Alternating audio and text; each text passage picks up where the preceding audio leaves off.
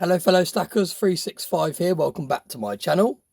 So today is just a quick video to motivate those of you that are still sitting on the fence about making a YouTube channel.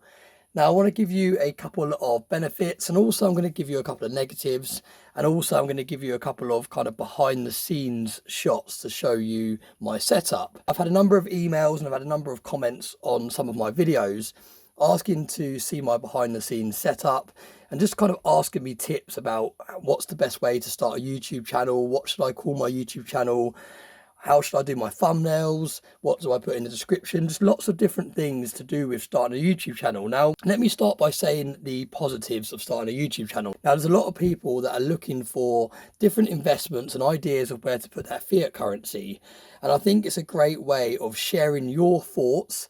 Now don't get me wrong, you're not allowed to actually give out financial advice because you're not a financial advisor, and even if you was a financial advisor, you need to sit down with each individual person and go through their finances with a fine-tooth comb, because every single person's finances are different.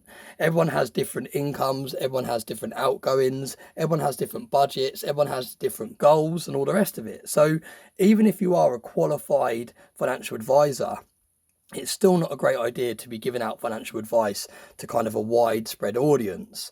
So that's one thing you need to remember. But I think it's great for sharing your views and your investment ideas, because people, like I said, that are looking for places to put their money and places to invest their fiat currency, I think it's nice to share your ideas because it helps people make their mind up where they want to invest. If you're searching on YouTube or on Google, where should I invest my money, and people like us aren't making these stacking videos, all that they're going to see is kind of stocks or crypto, mainly crypto, because there's a lot of kind of pump and dump schemes out there where people are trying to get you to buy a certain crypto coin.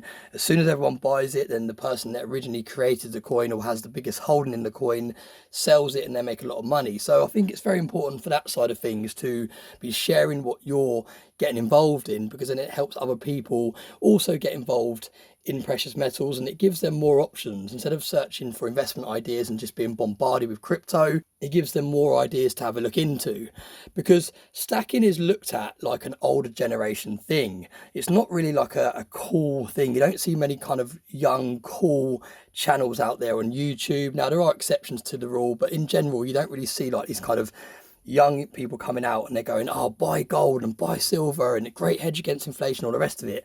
You more see the kind of younger generation on TikTok and on YouTube and Instagram and all the rest of it coming out with this coin, buy this coin, it's called whatever. I'm not even going to say a coin because someone will probably just make one up after this video, but you know what I mean. People just say these different crypto coins, and that's their kind of the younger generation's thing. It's all about crypto and what's going to be the next one to go to the moon and all the rest of it. Now, I've said it before, nobody wants to get rich slow these days. Everyone wants to get rich quick. And I think that's a quote from Warren Buffett, if I believe rightly, but it's true. No one wants to buy precious metals, whether it be silver or gold, and hold it for 15 to 20 years and slowly see their wealth increasing. Everyone wants to buy the next coin that's going to go to the moon and they're going to 100x their money and all the rest of it. So I think it's very important for that side of things to share your passion, to give people another alternative investment to look into. So that's the first reason why I think it's a great idea to start a YouTube channel. Now, the second benefit is obviously the financial benefit. With stacking precious metals, it's not like a stock where you can earn a dividend. It's not like a property where you can earn rent. It's kind of an investment that you buy. You kind of just buy it, put it away, and you forget about it. Now that can all change with social media these days. Now you don't have to do a YouTube channel if you're not very comfortable talking on video. You could go on Instagram and you could just photograph your coins, or you could go on Twitter and you could just talk about your coins, or you could go on to Medium, which is a platform where you can write blog posts and you get paid every time someone reads one of your blog posts. So you don't have to just go on YouTube and talk about precious metals. There's lots of other revenues that you can explore. You can also go on to websites like Shutterstock and you can upload pictures of your precious metals. And then when people pay for the images to use on their website, someone's opening a bullion store and they want to use your pictures, then they pay you a small fee to use them. So there's lots of other ways that you can make this stuff work for you. You don't just have to buy it, put it away and sit back and watch it grow slowly. You can think out the box. If you want to kind of get more out of this, you can do different things like I just mentioned that do bring in money. Like, for example, this channel brings in revenue. Now, it's not a huge amount. A lot of people think that YouTube is a kind of quit your job, side hustle and all the rest of it. And the reality of it is there are some channels out there that do make a lot of money, but the regular standard sort of channel, even channels that have kind of 50,000 subscribers, it's not really enough to kind of quit your day job full time. So that's something to bear in mind. It's definitely not a huge kind of money-making scheme where you can quit your job, but it is something that you can make a little bit of money back from your precious metals. So that's the second reason why I think it's a great idea to start a YouTube channel, because you can turn this stuff that people say, oh, don't invest in gold and silver because it doesn't make you dividends, it doesn't pay you rent, it doesn't do all that sort of stuff, it just sits there, it's boring, da da da. You can actually make it into a passive income, if you like, because every video that I upload on YouTube, it sits there forever. People could watch this video that I'm recording now, for example, in 10 years time, and I'll make a small percentage from the ad revenue on it. So it is kind of a passive revenue that you can create from precious metals. So like I said, that's the second reason why I think it's a great idea to start a YouTube channel. Now, let's go into the kind of negatives, and there are obviously more positives, but I don't want this video to be too long. Now, the negatives are it can become like a second job in the way that it does take a lot of time. When you create any social media account, whether it be on TikTok, Instagram, Twitter, whatever platform you decide, it does take a lot of work. It does take a lot of effort, a lot of time. And you don't want to get to the stage where you started stacking because it was fun, and then you started creating content from your stack and it's turned into a chore. You want to make sure that you're still enjoying what you do, because at the end of the day, what you're investing in, you want to enjoy, because that means you're going to be investing more and more into it. So that's one of the negatives. It can become quite kind of almost like a chore. And I feel like sometimes this channel feels a bit like that, where I kind of come home from work and I think, oh, I'm just going to lay down now, and I think, no, I can't lay down. I need to film a video, I need to edit a video, I need to reply to comments, I need to work on the channel. So you need to be careful, but you don't want to kind of, you want to keep the balance just right. You want to get to a stage where you still enjoy stacking and you're still enjoying the hobby, but at the same time, you are still spending a little bit of time on building your community. So that's the first negative. You don't want to be caught up in a stage where it goes from a hobby to a chore. Now, another negative could be that you might end up buying things that you wouldn't have necessarily brought before you started showing your stack on social media. For example, if I wasn't showing my precious metal stack on social media and I was purely buying precious metals for an investment side of things, then it would make sense for me to purely buy Britannias, because they're capital gains tax exempt here in the UK, and I can get them for the lowest premium if I brought them in bulk.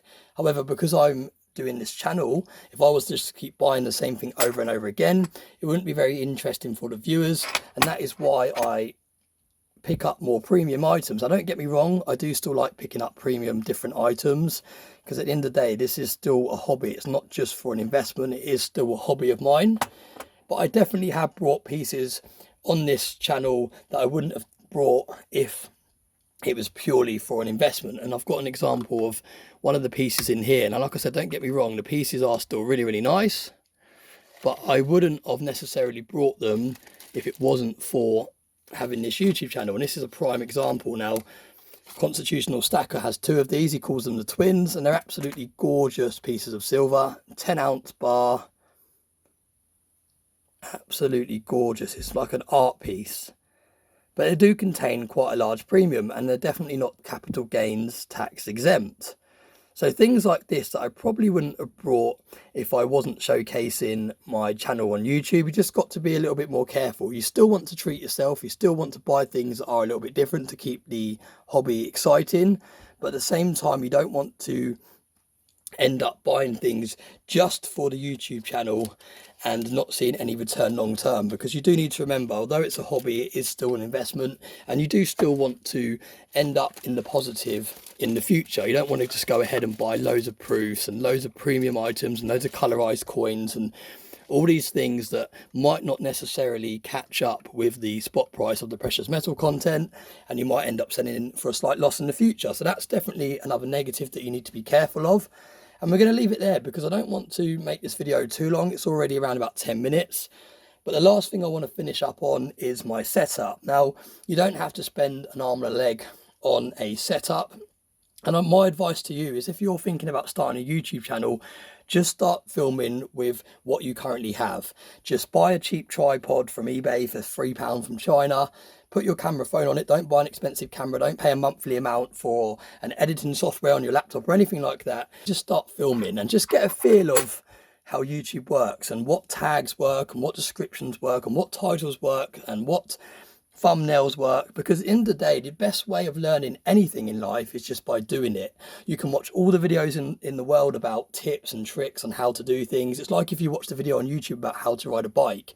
You could spend days and hours and weeks and months researching different people riding bikes and how they pedal and all the rest of it, and how you need to buy certain trainers and you need to have biking gloves and all the rest of it. But until you actually get on that bike, you're never actually going to learn how to ride a bike. And it's very, very similar to YouTube. Until you actually start putting videos out and seeing what works, seeing what titles work, seeing what descriptions work, seeing what content works, you won't know what's going to work for you. And I think that's very important. Don't get so caught up on what videos you think will do well. Don't watch someone else's channel and see that they're talking about this, so I'm going to talk about this. Just do what you want to talk about. Just do you, because people would rather see you being authentic and talking about what you truly enjoy and what you don't like and do like. And then you're going to kind of build your own community and your own fan base of people that like you for you, and not just because you're trying to clickbait and copy other people's videos. So my main advice would be to just buy a cheap tripod, or just set your camera up, bouncing against a book or whatever it may be. Start filming, just get your first video up there. It doesn't have to be great, but just kind of get a feel of how YouTube works. Don't pay for all this expensive lighting equipment and microphones and all the rest of it. Just start filming, start uploading, and see where the journey takes you. Now, that being said, I do want to show you my setup because a number of people have asked, and it's a very, very basic setup. I basically brought a desk, and most of this stuff is from Amazon. I brought a desk. This stuff here at the back, people quite often ask me about. All it is echo proofing. It's a foam, it comes in squares, and it's like panels, and I brought some spray adhesive. So it's like glue, but you actually spray it on, and I just sprayed it on the back of the foam, sprayed it on the wall and pushed it on. This is just wood I painted black. So yeah, it's called echo proofing or echo foam or something like that. If you type it on eBay or Amazon or anywhere, it's fairly reasonably priced. That's all that is in the backdrop. And not only does it help with the sound, it helps things not echo as much. It also just looks quite good, I think. When you've got light kind of going across it, I think it looks quite effective. So that's what that is. Obviously I brought the desk. I've got a nice tripod that my phone's on now, and that is because my other tripod that I had that I got from China for like a couple of pounds didn't extend high enough to be able to film in this new setup, so that's why I upgraded that. And the lighting is literally, it screws on to the side of the desk, goes all the way up. It's just an LED light, and I will follow it all the way up so you can see the top. Just a normal LED light, and I've got a shower curtain that is pegged between the light and my setup, and that just helps diffuse the light and spread the light out, as opposed to it being really bright and really reflective on the coin. So you can see it's a really, really easy setup to do. I've got a light in here that I've just put in a box just so that it's not so bright, and again, that's just an orange light bulb. I did have a salt lamp, but the salt lamp took up too much room on this desk, so I just brought like a little light bulb there that kind of sits on top of a lava lamp stand. You can see there, so it's actually off the desk, whereas I couldn't do that with the salt lamp because it was really heavy. And then I've just brought little bits and pieces to put in the backdrop, like this thing here, some coin stands, bottle of whiskey, Groot, just little bits and pieces. And this isn't real money, for those of you that are asking. I don't stack money because it doesn't make any sense. It's losing value year over year. So this is prop money that I ordered online. And then you've seen my chest in other videos. These were just from eBay and places like that. So I've got a cool coin stand here, which I had my mum's partner make for me. There's another one there. He literally made this for me. It's got kind of a felt around it. So that's what that is. So yeah, I haven't spent an arm and a leg on this setup. And you don't have to spend an arm and a leg on your setup. Like I said, if you're just starting out, you really want to just kind of play around with the camera angles and the lighting that you've already got. Can't get that back in place now. But you can see it's a really, really simple setup. So for those of you sitting on the fence about making a YouTube channel, I hope this video helps you make up your mind and has maybe given you some tips as well. As always, thanks very much for all the support. Thanks for watching my videos, and I hope you have a very nice day.